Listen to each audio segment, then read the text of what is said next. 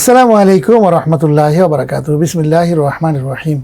এই মুহূর্তে বাংলাদেশ সহ বিশ্বের অগণিত দর্শক শ্রোতা যে প্রান্তে বসে আপনারা বাংলা ভিশন দেখছেন, আমি এইচ.এম. বরকতুল্লাহ আপনাদের সকলকে জানাচ্ছি শুভেচ্ছা এবং অভিনন্দন। আল্লাহ তাআলার দরবারে বিনীতভাবে শুকরিয়া আদায় করি। আলহামদুলিল্লাহ, বিশ্বনবী জনাবে মুহাম্মদ রাসূলুল্লাহ সাল্লাল্লাহু আলাইহি ওয়াসাল্লামের প্রতি দরুদ এবং সালাম প্রেরণ করে শুরু করছি আজকের পরিবেশনা। প্রিয় দর্শক, আপনারা দেখছেন বিআরবি নিবেদিত আলোকিত কাফেলা, powered by BRB hospitals limited. প্রিয় দর্শক শ্রোতা, আজ আমরা আপনাদেরকে নিয়ে যাব বিশ্বনবী জনাবে মুহাম্মদ রাসূলুল্লাহ সাল্লাল্লাহু আলাইহি ওয়াসাল্লামের স্মৃতি বিজড়িত সোনার মদিনায় অবস্থিত জাবালে ওহদের পাদদেশে, যেখানে মর্মস্পর্শী ঐতিহাসিক ঘটনা সংঘটিত হয়েছিল।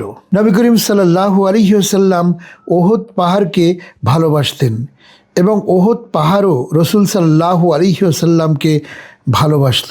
যেমন হাদিস শরীফে এসেছে, রসুল সাল্লাল্লাহু আলাইহি ওয়াসাল্লাম ওহদ পাহাড়ের দিকে ইঙ্গিত করে বলেছেন, এ পাহাড় আমাদেরকে ভালোবাসে এবং আমরাও একে ভালোবাসি। এই ভালোবাসা রূপক নয়, বরং প্রকৃত অর্থেই ছিল। কারণ রসুল সাল্লাল্লাহু আলাইহি ওয়াসাল্লাম সহ কয়েকজন সাহাবী যখন ওহদ পাহাড়ের উপর আরোহণ করেছিলেন, তখন তা কেঁপে উঠেছিল। আর রসুল সাল্লাল্লাহু আলাইহি ওয়াসাল্লাম ওহদ পাহাড়কে লক্ষ্য করে বললেন, শান্ত হও। পাহাড় রসুলের নির্দেশে শান্ত হয়ে গিয়েছিল। 3 হিজরির শাওয়াল মাসে ইসলামের দ্বিতীয় যুদ্ধ ওহদের যুদ্ধ সংঘটিত হয়। মদিনার মসজিদে নববী থেকে উত্তরে 5 কিলোমিটার দূরে ওহদের প্রান্তর। বদর যুদ্ধের ঠিক 1 বছর পর ওহদ যুদ্ধ হয়। মক্কার অমুসলিম ও মদিনার মুসলিমদের মধ্যে এই যুদ্ধ সংগঠিত হয়। বদর যুদ্ধের পরাজয়ের শোক মক্কার জনগণ মানতে পারছিল না। এই যুদ্ধে বেঁচে যাওয়া নেতারা পরামর্শ করলেন, আবু সুফিয়ানের বাণিজ্য কাফেলায় যাদের ব্যবসা রয়েছে তারা শুধু মূলধন ফেরত পাবেন এবং লভ্যাংশের টাকায় সামরিক শক্তি অর্জন করে মুসলমানদের উপর প্রতিশোধ নেওয়া হবে। ঘরে ঘরে যুদ্ধের প্রস্তুতি শুরু হয়ে গেল। কিনানা ও তিহামা গোত্রের লোকেরা একেবারে প্রস্তুত হয়ে গেলেন। হাফসিরা বর্ষা নিক্ষেপে পারদর্শী, তাদের তীর লক্ষ্যভ্রষ্ট হয় না। তাই ওয়াহশী নামের এক হাফসি কৃতদাসকে মুসলমানদের হত্যার বদলে মুক্তির প্রলোভন দেওয়া হয়। যুদ্ধের সার্বিক প্রস্তুতি শেষে মদিনার দিকে রওনা হয় আবু সুফিয়ানের নেতৃত্বে 3000-এর বেশি যোদ্ধা। তাদের মধ্যে 700 যোদ্ধা ছিল বর্ম পরিহিত, ছিল 200 ঘোড়া ও 3000 উট। সঙ্গে নেওয়া হলো নারীদের। তাদের কাজ ছিল গানে গানে যোদ্ধাদের মনোবল চাঙ্গা রাখা। অপরদিকে মুসলিম বাহিনীর মোট সৈন্য সংখ্যা ছিল 1000। এর মধ্যে 100 জন বর্ম পরিহিত ছিলেন এবং 50 জন ছিলেন অশ্বারোহী। হযরত মুহাম্মদ সাল্লাল্লাহু আলাইহি ওয়াসাল্লাম মুসলিম বাহিনীকে 3 ভাগে বিভক্ত করেন। এগুলো হলো মুহাজির বাহিনী, আউস বাহিনী ও খাজরাজ বাহিনী। এই 3 বাহিনীর সেনাপতি ছিলেন যথাক্রমে মুসআব ইবনে উমায়ের, উসাইদ ইবনে হুজাইর ও হুবাব ইবনে মুনজির। মুসলিম বাহিনী মদিনা থেকে যুদ্ধের জন্য বের হয়। তারা সাওত নামক স্থানে পৌঁছানোর পর যুদ্ধে অস্বীকৃতি জানান আব্দুল্লাহ ইবনে উবাই এবং তিনি তার 300 অনুসারী নিয়ে দল ত্যাগ করেন। তখন বাকি 700 সৈনিক নিয়ে মুসলিমরা ওহদের দিকে যাত্রা করেন। যাত্রাপথে প্রতিপক্ষের মুখোমুখি না হওয়ার জন্য ভিন্ন পথ অবলম্বন করা হয় এবং পথ প্রদর্শক ছিলেন আবু খাইসামা। এ সময় প্রতিপক্ষকে পশ্চিমে ছেড়ে দিয়ে বনি হারিসা গোত্রের শস্য ক্ষেতের মধ্য দিয়ে ভিন্ন একটি পথ অবলম্বন করে ওহদের দিকে মুসলিম বাহিনীকে নিয়ে যাওয়া হয়। মল্লযুদ্ধের শুরুতে অমুসলিম বাহিনীর পতাকাধারী তালহা ইবনে আবি তালহা এগিয়ে এলে হযরত আলী রাদিয়াল্লাহু আনহু তাকে আক্রমণ করেন। এতে তালহা নিহত হন। আবু সুফিয়ানের অশ্বারোহী বাহিনী দুবার গিরিপথে প্রবেশের চেষ্টা করে ব্যর্থ হয়ে ফিরে গেল। তারা রণে ভঙ্গ দিয়ে পালাতে লাগলো। এদিকে ওহদের প্রান্তরে ছোট্ট আকারের পাহাড় জাবালে রুমা অর্থাৎ রুমাত পাহাড়ে নবীজি 50 জন তীরন্দাজ বাহিনীকে নিযুক্ত করে বলেছিলেন, আমাদের জয় পরাজয় যাই হোক, তোমরা এখানে থাকবে। রাসূল সাল্লাল্লাহু আলাইহি ওয়াসাল্লাম তাদের আব্দুল্লাহ ইবনে জুবাইর রাদিয়াল্লাহু আনহু এর নেতৃত্বে থাকার নির্দেশ দিয়েছিলেন। শত্রু বাহিনীকে পালাতে দেখে নিজেদের জয় হয়েছে ভেবে তারা নবীজির নির্দেশ শোনার কথা ভুলে যান এবং গনিমতের মাল সংগ্রহে ব্যস্ত হয়ে পড়েন। কিন্তু নবীজির নির্দেশ উপেক্ষা করার মাসুল তাদের দিতে হলো। যখন তীরন্দাজরা গনিমতের মাল সংগ্রহে ব্যস্ত ছিলেন, তখন অমুসলিম বাহিনী গিরি অতিক্রম করে মুসলমানদের পেছন দিক থেকে আক্রমণ করে তাদের ছত্রভঙ্গ করে দিল। প্রিয় দর্শক শ্রোতা মণ্ডলী, আমরা এসেছি জাবালে ওহদে। মাদিনাতুল মুনাওয়ারার উপকণ্ঠে অবস্থিত জাবালে ওহদ একটি বিশাল পর্বত। যেদিকেই চোখ যায় দেখবেন শুধু পর্বত আর পর্বত। সেই পর্বতের পাশেই বিশ্বের সর্বকালের সর্বযুগের সর্বশ্রেষ্ঠ মহামানব জনাবে মুহাম্মদ রাসূলুল্লাহ সাল্লাল্লাহু আলাইহি ওয়াসাল্লাম তার উপরে আক্রমণ করেছিল এবং তার বাহিনীর উপরে আক্রমণ করেছিল কাফের বাহিনী, এবং সেখানে সংগঠিত হয়েছিল একটি যুদ্ধ, সেটি হচ্ছে ওহদের যুদ্ধ। আমরা সেই ওহদের যুদ্ধের এই ময়দানের কাছে আমরা চলে এসেছি। প্রিয় দর্শক, আপনারা জানেন যে ওহদের যুদ্ধে এমন একটি যুদ্ধ, যে যুদ্ধ বিজয় লাভ করেছিলেন এবং পরবর্তীতে সামান্য ভুলের কারণে আবার পরাজয় বরণও করতে হয়েছে। ইসলামের মূল স্পিরিট থেকে যদি সামান্য বিন্দু পরিমাণও সরে যায় মানুষ, তাহলে আবার যে বিপর্যয় নেমে আসে তারই প্রমাণ এই ওহদের যুদ্ধ। এই ওহদের যুদ্ধ প্রত্যক্ষভাবে এটি পরাজয় হলেও এটির বাস্তব দিক চিন্তা করলে মনে হয় যে এটি আসলে একটি বিজয়ের সূচনা হয়েছিল। এই ওহদের যুদ্ধের এই ময়দানে রক্তক্ষয়ী সংঘর্ষ হয়েছিল। ইমাম আমির হামজা সহ ৭০ জন সাহাবী এখানে শাহাদাত বরণ করেছিলেন। আমরা কিছুক্ষণের মধ্যেই যেই জায়গাটি আপনারা এখন দেখতে পাচ্ছেন আমার পাশেই, যেই জায়গাতে যুদ্ধ হয়েছিল সেই জায়গাটি হচ্ছে পিছনের এই জায়গা, যেখানে আমরা দেখতে পাচ্ছি যে একটি গিরি পথ অতিক্রম করে সাহাবায়ে কেরামরা যখন এসেছিলেন যুদ্ধ, রাসূল সাল্লাল্লাহু আলাইহি ওয়াসাল্লাম নির্দেশ দিয়েছিলেন, কিন্তু সেই নির্দেশনা উপেক্ষা করে কিছু সাহাবী গনিমতের মাল সংগ্রহ করার জন্য চেষ্টা করার কারণেই যুদ্ধটি আবার পরাজয়ের দিকে যায়, কিন্তু সুনিশ্চিতভাবে বিজয় লাভ হয়েছিল এই যুদ্ধে। দর্শক, শাহাদাতের যে অমীয় সুধা সেটি পান করেছিলেন সাহাবায়ে কেরামগণ। ইমাম আমির হামজা রাদিয়াল্লাহু আনহু সহ যে সাহাবীগণ শাহাদাত বরণ করেছেন তারই একটি বাস্তব নমুনা আমরা এখানে লক্ষ্য করতে পারছি। ইসলামের ইতিহাসের একটি গুরুত্বপূর্ণ অধ্যায় এখানে সূচিত হয়েছিল। পরবর্তীতে আল্লাহ রাব্বুল আলামিন আবারও বিজয় দান করেছেন বিভিন্ন যুদ্ধে। রাসূল করিম সাল্লাল্লাহু আলাইহি ওয়াসাল্লাম এখানে দান মোবারক শহীদ করেছিলেন। উহুদ প্রান্তরে কুরাইশরা নির্মমভাবে হযরত রাসূলুল্লাহ সাল্লাল্লাহু আলাইহি ওয়াসাল্লামের দান মোবারক শহীদ করেছিল, তাকে আহত করেছিল।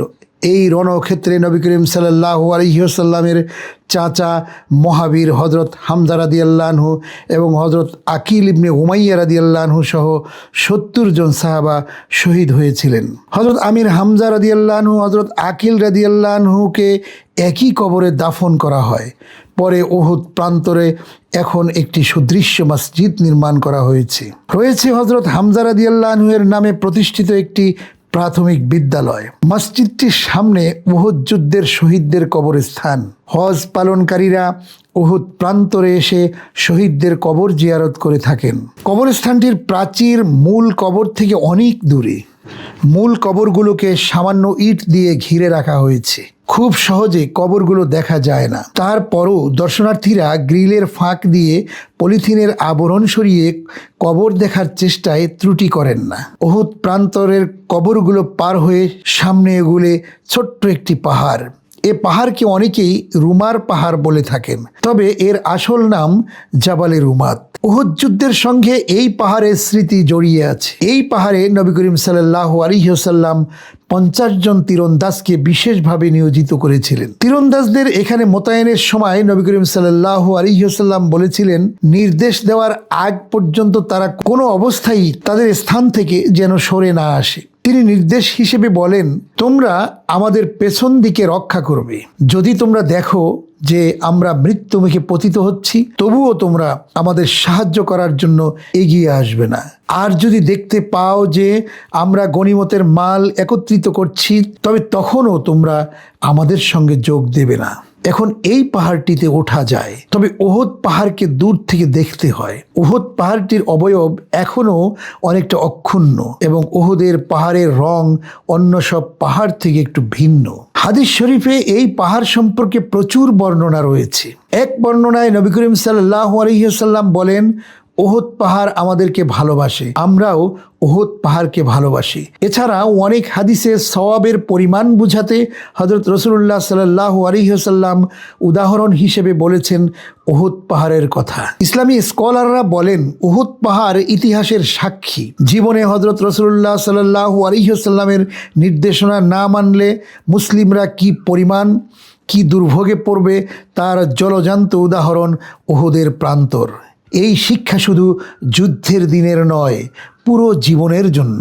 উহুদের যুদ্ধ 3 হিজরির 7 শাওয়াল তারিখে সংঘটিত হয়। ইসলামের ইতিহাসে সংঘটিত প্রধান যুদ্ধসমূহের মধ্যে এটি দ্বিতীয়। এর আগে এই দুই পক্ষের মধ্যে বদরের যুদ্ধ সংঘটিত হয়েছিল। ওই যুদ্ধে মুসলমানরা বিজয় লাভ করেন। উহুদের যুদ্ধে কুরাইশদের সৈন্য সংখ্যা ছিল 3000 আর মুসলিম বাহিনীর মোট সৈন্য সংখ্যা ছিল 1000। তন্মধ্যে মুনাফিক নেতা আব্দুল্লাহ ইবনে উবাই তার 300 অনুসারী নিয়ে দল ত্যাগ করেন। ফলে মাত্র 700 সৈনিক নিয়ে মুসলিমদের যুদ্ধ করতে হয়। যুদ্ধের এক পর্যায়ে বিশৃঙ্খল অবস্থায় অনেক মুসলিম সেনা মারা যায়। নবী করিম সাল্লাল্লাহু আলাইহি ওয়াসাল্লাম আহত হন এবং তার একটি দাঁত ভেঙে যায়। শুরু হয় তীব্র লড়াই। পরে মুসলিম সেনারা উহুদ পাহাড়ের ঢালে জমায়েত হয়। কুরাইশরা পাহাড়ের দিকে অগ্রসর হয়, কিন্তু হযরত ওমর ইবনুল খাত্তাব রাদিয়াল্লাহু আনহু ও মুসলিম একটি দলের প্রতিরোধের কারণে বেশি এগোতে সক্ষম হয়নি। ফলে লড়াই থেমে যায়।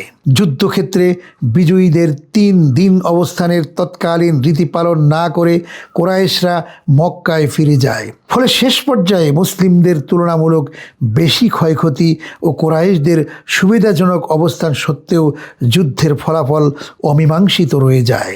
উহুদ প্রান্তরে আহত অবস্থায়ও নবী করিম সাল্লাল্লাহু আলাইহি ওয়াসাল্লাম বারবার বলছিলেন, হে পরওয়ারদিগার, আমার কওমকে ক্ষমা করে দাও, ওরা জানে না।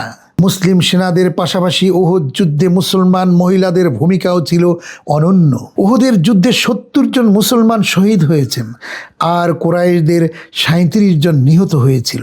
এই যুদ্ধে মক্কার সৈন্যরা মুসলমানদের কোনো শিবির দখল করতে এবং কাউকে বন্দীও করতে পারেনি। কাফেররা কোনো গনিমতের মালও হস্তগত করতে পারেনি। এ যুদ্ধ সম্পর্কে সূরা আলে ইমরানের 50টি আয়াত নাজিল হয়েছে। বস্তুত উহুদের যুদ্ধে মুসলমানদের যে সংকট ও সমস্যার সম্মুখীন হতে হয়েছিল, এর মধ্যে আল্লাহর হিকমত লুকায়িত। এর অন্যতম হলো বিপদে ধৈর্য ধারণ করতে হবে। এটা খাঁটি ঈমানের লক্ষণ এবং মুসলমানদের চিরন্তন শিক্ষা। জীবনে এই শিক্ষা ধারণের কোনো বিকল্প নেই। উহুদের যুদ্ধ থেকে মুসলমানরা বেশ কিছু গুরুত্বপূর্ণ শিক্ষা পেয়েছে। 1. আল্লাহর আদেশ পালনের গুরুত্ব। উহুদের যুদ্ধের প্রধান শিক্ষা হলো আল্লাহ ও তার রসুলের আদেশ অমান্য করলে ক্ষতির সম্মুখীন হতে হয়। 2. ধৈর্য ও দৃঢ়তা। যুদ্ধের কঠিন মুহূর্তেও প্রিয় নবী ও সাহাবাগণ ধৈর্য ধরেছিলেন। 3. একতা ও শৃঙ্খলার গুরুত্ব। এই যুদ্ধে মুসলিম বাহিনী শৃঙ্খলা হারানোর কারণে ক্ষতির সম্মুখীন হয়েছিল। 4. শহীদদের মর্যাদা। যারা ইসলামের জন্য জীবন উৎসর্গ করেছেন তারা আল্লাহর দরবারে বিশেষ মর্যাদা পান। 5. আল্লাহর উপর তাওয়াক্কুল। যে কোনো বিপর্যয়ে আল্লাহর উপর ভরসা রাখাই প্রকৃত ঈমানদারের পরিচয়। উহুদের যুদ্ধ কেবল একটি যুদ্ধ নয়, এটি মুসলমানদের জন্য একটি চিরন্তন শিক্ষা। কোরআন ও হাদিসের আলোকে এ যুদ্ধের ঘটনাবলী থেকে আমরা বুঝতে পারি যে আল্লাহর আনুগত্য ও নবী করিম সাল্লাল্লাহু আলাইহি ওয়াসাল্লামের নির্দেশ মেনে চলার মাধ্যমেই আমরা সাফল্য অর্জন করতে পারি। উহুদের যুদ্ধ আমাদের শিক্ষা দেয় কিভাবে কঠিন পরিস্থিতিতেও ধৈর্য ধরে চলতে হয় এবং কিভাবে ইসলামের জন্য জীবন উৎসর্গ করতে হয়। আল্লাহ আমাদের উহুদের যুদ্ধ থেকে শিক্ষা নিয়ে জীবনের প্রতিটি ক্ষেত্রে আল্লাহ এবং তার প্রিয় রাসূল সাল্লাল্লাহু আলাইহি ওয়াসাল্লামের আনুগত্যের মাধ্যমে পরিচালনার তৌফিক দান করুন। আমিন। প্রিয় দর্শক শ্রোতা মণ্ডলী, আপনারা এতক্ষণ দেখলেন বিআরবি নিবেদিত আলোকিত কাফেলা powered by BRB hospitals limited. আজকের মতো বিআরবি নিবেদিত আলোকিত কাফেলা powered by BRB hospitals limited অনুষ্ঠান শেষ করছি। আপনারা সবাই ভালো থাকুন, সুস্থ থাকুন। আল্লাহ হাফিজ। আসসালামু আলাইকুম ওয়া রাহমাতুল্লাহি ওয়া বারাকাতুহু।